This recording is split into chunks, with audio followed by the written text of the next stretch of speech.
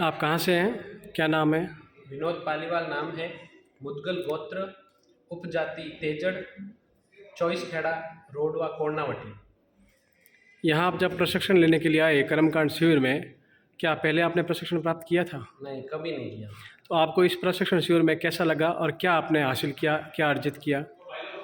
हासिल तो इतना कुछ कर लिया है कि बता शब्दों में तो बयान नहीं कर सकता, लेकिन मैं एक प्रयत्न करूँगा। जैसे कि आजकल की दिनचर्या है, जो स्कूल, ट्यूशन, कॉलेज यहाँ तक ही सीमित है।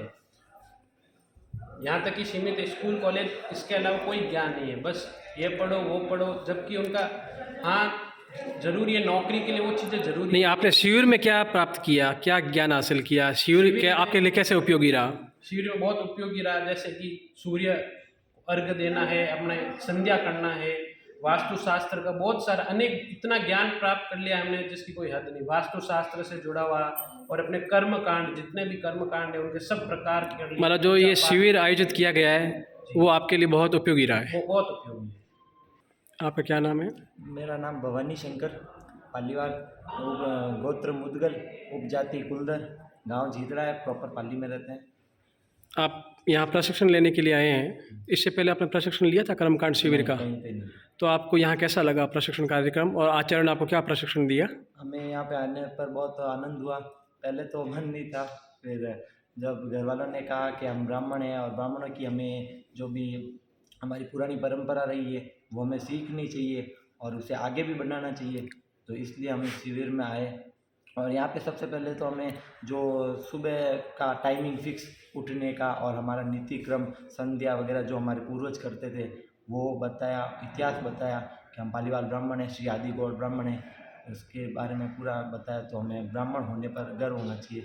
नहीं, आपको जो आपके समाज का इतिहास बताया, आपके समाज की संस्कृति से आचार्य ने अवगत करवाया, शास्त्र पढ़ाए, ब्राह्मण के जो नित्य क्रिया का कर्म, पूजा, नित्य कर्म होने चाहिए वो आपने सीखा है, तो आपको कैसा लगा वो?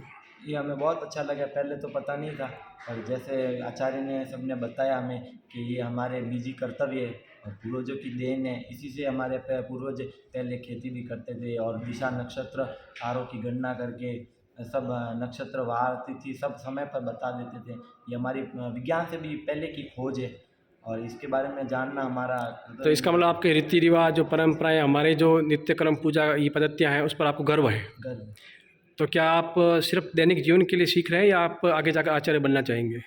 अब जब तक प्रशिक्षण पूरा नहीं होता। नहीं, आपकी इच्छा क्या है? इच्छा तो दैनिक जीवन में रेगुलर काम मतलब आचार्य से ज़्यादा आपको नित्य कर्म, पूजा पद्धति आपके दैनिक जीवन के लिए जीना है। ठीक है।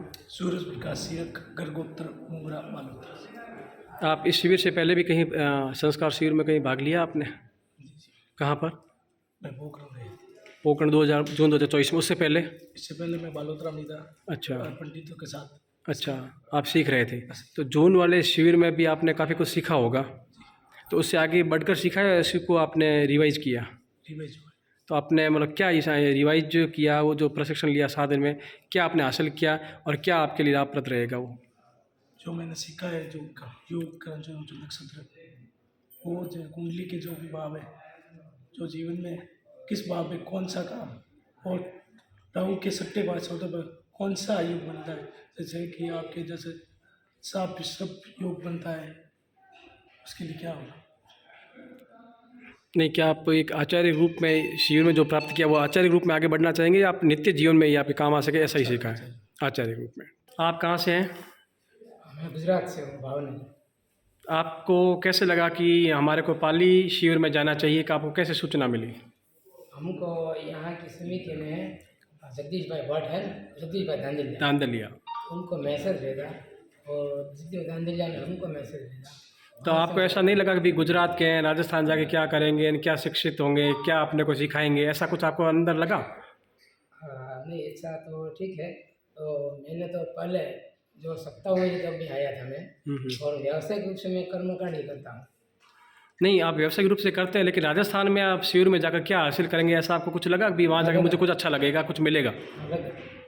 तो आपने यहाँ शिविर में क्या अर्जित किया, क्या शिक्षा प्राप्त की, क्या संस्कार शिविर में आपको, क्या आपके जीवन के लिए लाभदायी मिला, क्या आचार्य जीवन में आपको लाभ मिलेगा यहाँ संस्कार शिविर में जो आपने 7 दिन में ग्रहण किया? यहाँ आने से मुझे जो पंचांग का ज्ञान नहीं था, अच्छा। और जो कर्म कुंडली और कुंडली के भाव और योग नक्षत्र, कौन कौन से नक्षत्र होते हैं, नक्षत्र में कौन कौन सी जो खराब नक्षत्र हो उनकी कौन सी विधि की जाती है, कैसे योग बनते हैं, उनके बारे में और कुंडली के भाव के बारे में मुझे यहाँ अच्छी तरह से पता चला और कैसे मुहूर्त निकाला जाता है उनका भी मुझे पता चला। ये आचार्य ने जो आपको प्रशिक्षण दिया, क्या आचार्यों के प्रशिक्षण से आप संतुष्ट हैं? हाँ, बहुत ही संतुष्ट। आयोजन कमेटी ने जो आपकी व्यवस्थाएं सुविधा दी, क्या आपसे उससे संतुष्ट है? आयोजन कमेटी ने जो भी व्यवस्था की वो बहुत अच्छी तरह से की। नहीं, आपको सभी सुविधा निःशुल्क थी? सभी सुविधा निःशुल्क, कोई एक रुपया नहीं ले दिया। क्या आप चाहेंगे कि भी ऐसी व्यवस्थाएं आगे भी जारी रहनी चाहिए समाज की तरफ से? ऐसा आयोजन पता ही चल रहा है क्योंकि हम सभी एक साथ मिले और हमारे सभी के रीति रिवाज और रहन सहन को एक साथ मिले और जाने। गुजरात और राजस्थान कहीं न कहीं संस्कारों में, अपनी जो परंपरा में एक समान है, कहीं न कहीं काफ़ी हद तक। कुछ तो लौकिक हो सकता है लेकिन काफ़ी हद तक एक समान है। एक समान है। आप कहाँ से हैं? मैं गांव भाप से हूँ। हाँ, पारासर गोत्र, उपजाति पुनः नाम तो बताओ। तेजमाल पालीवाल नाम है। और मैं पहले पोखरण में मई 2024 में जो शिविर हुआ उसके अंदर जो मेरे को ज्ञान प्राप्त हुआ, उसके बाद मैं ही गांव के पंडित लोगों के साथ जाता हूं और कर्मकांड के कार्य करता हूं और इसमें मुझे बहुत रुचि है।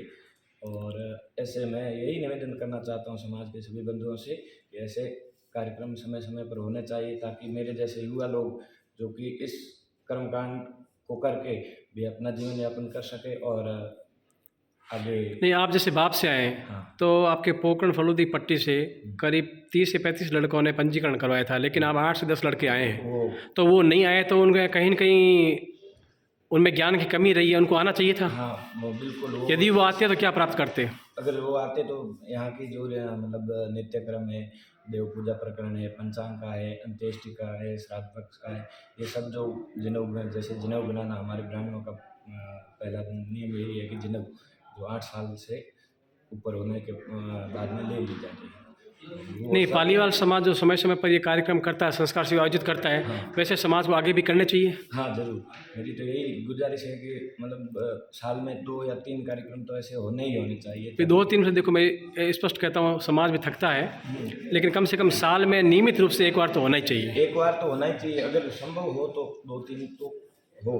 लेकिन मतलब इससे क्या है कि हमारे जो युवा लोग हैं वो मतलब बहुत अच्छी सीख लेंगे और जो पुराने जो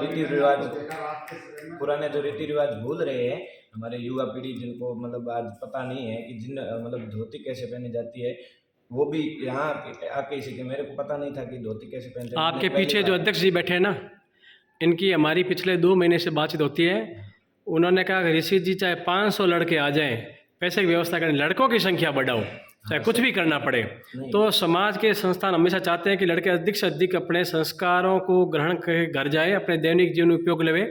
तो कहीं न कहीं हम तो ये सोच रहे हैं कि आप 74 आए हो तो हम तो 500 चाह रहे थे, तो प्रशिक्षण लेने वाले छात्रों में कमी है, उनके माता पिता उनको नहीं भेज रहे हैं, ऐसा मुझे लग रहा है। नहीं, बच्चे नहीं आते, माता पिता को भेजना चाहिए, ये तो उनको दैनिक जीवन में आने वाली पीढ़ी के काम आएगा, ऐसा हम मानते हैं। क्या सही है ना? वो सही है, लेकिन अभी क्या है, जैसे एक छोटा सा कार्यक्रम था क्रिकेट का, वो भी होना चाहिए अपनी जगह, वो भी सही है। लेकिन कुछ लोग क्रिकेट के मतलब क्रिकेट प्रेम और हाँ प्रेम में जीवन नित्य कर्म में जो जीवन में आने वाली चीज़ें है ना, वो एक पूर्ण लंबे समय तक चलती है। मेरे हिसाब से अगर इसी पूजा पद्धति कर्मकांड में जो अगर विश्वास रखे और काम में रुचि बढ़ाए तो हमारे समाज के लिए बहुत ही अच्छा संदेश होगा। और यहाँ पे जो व्यवस्था हुई, जो पोखरण में भी हुई थी और यहाँ पे पाली धाम में जो व्यवस्था हुई, उसके लिए हम बहुत संतुष्ट हैं। हमारे को कोई परेशानी नहीं हुई है। और मेरे को ऐसा लगा 5 स्टार सुविधा आपको मिली है यहाँ पर। 5 स्टार और समाज के संगठन के ऐसा अपन कल्पना भी नहीं कर सकते। हाँ, हमारा जो ये पाली बना है हवन, ये 5 स्टार होटल से भी कम नहीं है, अच्छा बना है। और यहाँ पे सुविधा भी बहुत अच्छी है और यहाँ पे रहने वाले लोगों ने, जो समाज के बंधुओं ने सुविधा की है, वो बहुत अच्छी तरीके से किया है और हमने भी उनका पालन अच्छे तरीके से। Thank you.